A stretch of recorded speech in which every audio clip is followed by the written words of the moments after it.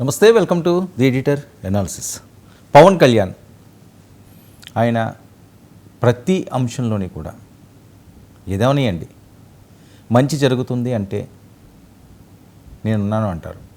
ఎక్కడన్నా చెడ్డ జరిగింది అంటే నేను ముందు ఉంటాను అంటారు, దాని అంతు తేల్చడానికి. సో చాలా తక్కువ మంది నాయకుల్లో ఎక్కువగా మానవత, మంచితనం అనే అంశంలో ఆయన ఎప్పుడు కూడా వెనకడుగు వేయరు, ముందడుగే వేస్తారు. ఎలాంటి అంశంలో అయినా సరే. ఆయన రాజకీయ నాయకుడు అనే అంశం అన్నది పక్కన పెడితే ఒక మనసున్న మహారాజు. చాలా సందర్భాలు మనం చూసాం. ఒక కౌలు రైతులు అవసరమైంది, ఎవరైనా కష్టం వస్తే అవసరం, ఆయన సొంత డబ్బులు ఖర్చు పెట్టేది. ఏదో అధికారం వచ్చిన తర్వాత ప్రభుత్వ సొమ్ము, ప్రజల సొమ్ముని వాళ్ళు ఏదో పంచి పప్పు బల్లల్లా పంచేసి ఇది మా గొప్ప, మా హయాంలో ఎంత చేసాం అంత చేసామని చెప్పుకు తిరుగుతుంటారు. ఇది ఆ టైప్ క్యారెక్టర్ కాదు. ఎందుకు ఈ అంశం వస్తున్నదంటే, పెహల్గాంలో జరిగిన జాడి మీద మరొకసారి పవన్ కళ్యాణ్ ఆగ్రహాన్ని వ్యక్తం చేశారు, వార్నింగ్లు ఇచ్చారు. మతతత్వ రాజకీయాలపై ఇష్టం వచ్చినట్లుగా మాట్లాడి జరిగిన దారుణాన్ని, అన్యాయాన్ని ఖండించకపోగా దాన్ని సమర్థిస్తూ, లేకపోతే దాన్ని డైవర్ట్ చేసే రాజకీయాల మీద ఆయన ఉక్కుపాదం మోపడానికి నేను సైతం అంటున్నారు. ఉగ్రవాదులు ఎంత దారుణంగా విజృంభించారో, మతం అడిగి మరీ హత్య చేయడం ఒకటి కాదు, రెండు కాదండి. ఎంత దారుణం అండి. మతం పరంగా దాడి జరిగితే చెప్పడానికి భయం ఎందుకు అని చెప్పి ఆయన ప్రశ్నిస్తున్నాడు. భవిష్యత్తులో ఇలాంటి ఘటనలు జరగకూడదు అని చెప్పి ప్రభుత్వాలను కూడా ఇండైరెక్ట్గా ఆయన హెచ్చరిస్తున్నారు. హిందువులను టార్గెట్ చేసి చంపడం ఏంటి? హిందువు అయితే బతకూడదా ఏంటి? హిందువులకి ముస్లింలకి ఉన్న గొడవ, ఇష్టం వచ్చినట్లు కాల్ చేసి వెళ్తుంటే ఎందుకు ఊరుకోవాలి? ఆయన ఆగ్రహం అది, ఆయన ఆవేశం అది. భారతీయులకి సహనం ఎక్కువ, కానీ అది క్రాస్ అయ్యింది అంటే ఎవరికీ మంచిది కాదు. ఈయన ఇస్తున్న హెచ్చరికలు, ఉగ్రవాదిపై స్టాండ్ తీసుకుని నిలబడాలి అంటూ దేశానికి కూడా ఆయన ఒక మెసేజ్ ఇచ్చారు. కొంతమంది సెక్యులర్ వాదులు మతి లేకుండా మాట్లాడుతున్నారని కూడా ఆయన చాలా సీరియస్ అయిన సంగతి. ఇక మతం అడిగి చంపలేదని ఏ రకంగా అంటారు? దాన్ని ఎందుకు డైవర్ట్ చేస్తుంటారు? పాకిస్తాన్ అంటే అంత ప్రేమ ఉంటే మీరు పాకిస్తాన్కి పోయండి, అక్కడే బతకండి. ఉగ్రవాద దాడిపై స్పందించిన పవన్ కళ్యాణ్, ఎందుకంటే ఆయన ఏం మాట్లాడినా ముక్కుసూటిగా మాట్లాడతాడు. ఆ మృతులకు జనసేనని నివాళులర్పిస్తూ మాట్లాడింది. ఈ దాడి మొత్తం దేశాన్నే కలిసివేసేసింది. కశ్మీర్లో రాష్ట్రపతి పాలన ఉన్నంత వరకు ప్రశాంతంగా ఉంది. ఓకే, రాజకీయ విషయం అన్నప్పటికీ కూడా అధికారం స్థానిక పాలకుల చేతుల్లోకి వెళ్ళగానే ఈ పరిస్థితి వచ్చింది. ఉగ్రవాదులు రెచ్చిపోతున్నారు, చెలరేగిపోతున్నారు. ఎందుకు మనం ఉపేక్షించాలి? మతం అడిగి హత్యలు చేస్తారా? ఏంటంత కండకావరం? మతం పరంగా దాడి జరిగితే దాన్ని బయట పెట్టడానికి, చెప్పడానికి ఎందుకు భయపడతారు? ఇవి ఆయన ప్రశ్నలు చాలా ఉంటాయి పవన్ కళ్యాణ్ గారి దగ్గర. ఆ సమాధానాలు చెప్పలేని వాళ్ళు కూడా భారతదేశంలో ఉన్నారు చాలామంది. ఎందుకంటే వాళ్ళకి కొన్ని అవసరాలు ఉంటాయి, కొన్ని స్వార్థాలు ఉండొచ్చు, లేదా కొన్ని కాంక్షలు ఉండొచ్చు. ఈయనకి అవేమీ లేవు. నాకు పదం వస్తే వచ్చింది, పోతే పోయింది, నాకేం అవసరం లేదంటాడు. ఆయనకి ఏది నచ్చితే చేసుకుని వెళ్ళిపోతాడు. అంతేకాకుండా ఆయన వ్యక్తిత్వం. సరే, ముందు ఆయన ఏం మాట్లాడారో ఒకసారి విందాం. ప్లే చేయండి అమ్మా. అలా కాకుండా ఇంత 26 మంది చనిపోతే మత ప్రాతిపాదికన చంపినా గానీ మన సెక్యులర్ వాదులు, సో కాల్డ్ సూడో సెక్యులరిస్, వాళ్ళు ఏం మాట్లాడుతున్నారు? మతం అడిగి చంపలేదంటారు. చనిపోయిన మధుసూదన్ గారి భార్య, అందరూ వాళ్ళు అబద్ధాలు చెప్తారు. వాళ్ళు పాకిస్తాన్ని ప్రేమిస్తా అంటారు. వీళ్ళందరూ ఇక్కడ భారతదేశంలో కూర్చొని మీరు పాకిస్తాన్ని ప్రేమిస్తుంటారు. మొన్న కొంతమంది నాయకులు డిబేట్లో మాట్లాడుతుంటే చూస్తున్నాను. మీరు పాకిస్తాన్ అంత ప్రేమిస్తే దయచేసి పాకిస్తాన్కి వెళ్ళిపోండి, ఇక్కడ ఎందుకు? పాకిస్తాన్ మీద మీకు అంత ప్రేమే ఉంటే ఇది మాట్లాడుతున్న పని ఏదైనా వీళ్ళందరూ కూర్చొని కాంగ్రెస్ నాయకులు వీళ్ళందరూ. రైట్, ఇది పాకిస్తాన్ని ప్రేమిస్తే ప్రేమించండి, తప్పులేదు. ఏ దేశాన్ని, ఏ మతాన్ని ఎవరైనా ప్రేమించవచ్చు, ఆరాధించవచ్చు. కానీ ఇక్కడుండి ప్రేమించకండి. ఇక్కడ అన్యాయం జరుగుతున్నది, అమానుష్యంగా మనుషులు చచ్చిపోతున్నారు.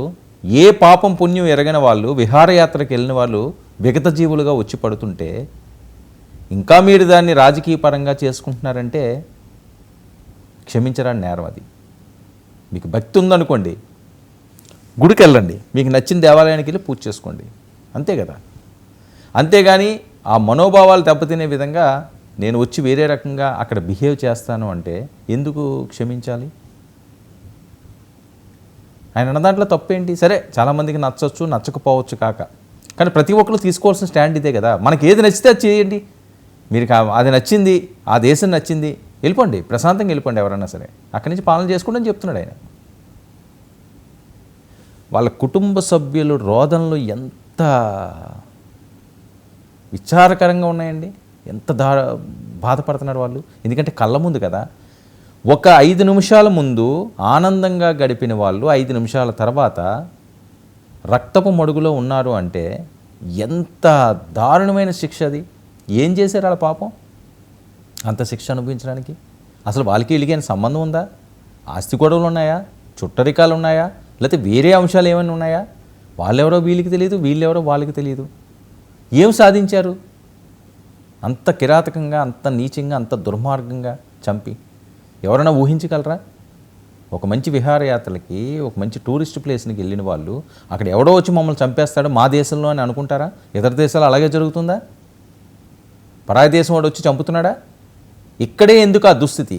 ఎవరు తప్పు, ఎవరు అండ చూసుకుని? ఇవి కదా ప్రశ్నలు. వీటికి కదా సరైన సమాధానాలు రావాలి. దీనికి కదా కొరడా జులిపించాలి. సరే, మంచితనం, చర్చలు, ఎన్నిసార్లు చర్చలు? ఉరిలో జరిగినప్పుడు చర్చలు అయిపోయినాయి, ముంబై దాడుల్లో అయినప్పుడు చర్చలు అయిపోయినాయి, ఇంకొక దగ్గర అయినప్పుడు చర్చలు అయిపోయినాయి. ఒకటా రెండా? రెగ్యులర్గా ఇలా జరుగుతూనే ఉన్నది కదా. బాలాకోట్లో జరిగినప్పుడు చర్చలు అయిపోయినాయి, ఇప్పుడు పెహల్గాంలో జరిగినప్పుడు ఇంకా చర్చలు. చర్చలు కాదు కావాల్సింది, పరిష్కారం. కోట్లాది మంది భారతీయులు కోరుకుంటుంది పరిష్కారం కావాలి. ఇంకా మళ్ళీ ఇంకొక భారతీయుడు ఏ రకంగా చనిపోకూడదు. ఎవడో పరాయి పొరుగు దేశం వాడు వచ్చి మన మీద దాడి చేసి అన్యాయంగా చంపే ఈ పరిస్థితి నుంచి చరమగీతం పాడాల్సిన అవసరం ఉంది వాళ్ళకి. ఎంతకన్నా ముందుకు వెళ్ళండి, మేమందరం మీ వెనకాతలు ఉంటాం అంటున్నారు. ఒక భావోద్వేగాలతో ముడిపడిన అంశం ఇది. ఏదో చిన్న అంశం కాదు ఇది, కొట్టిపడేసే అంశం కాదు ఇది. సో ఒక పక్క ఈ రకంగానే చురకలంటిస్తూ పవన్ కళ్యాణ్ గారు వార్నింగ్ ఇస్తూ, మరొక పక్క ఆయన ఏంటన్నది నిరూపించుకున్నాడు. ఆ బయట కూడా ప్లే చేయండి. అలాగే ఈ సందర్భంలో పోయిన ప్రాణాలని మనం ఎలాగ తిరిగి తీసుకురాలేం. పెద్ద ఎర్నింగ్ మెంబరు చనిపోయాడు కుటుంబంలో, మసూదన్ గారి కుటుంబంలో. సో మనందరి తరపున, మీ అందరి తరపున, పార్టీ తరపు నుంచి ఆయనకి ఒక 50 లక్షల రూపాయలు ఆయన కుటుంబానికి. ఇదండి,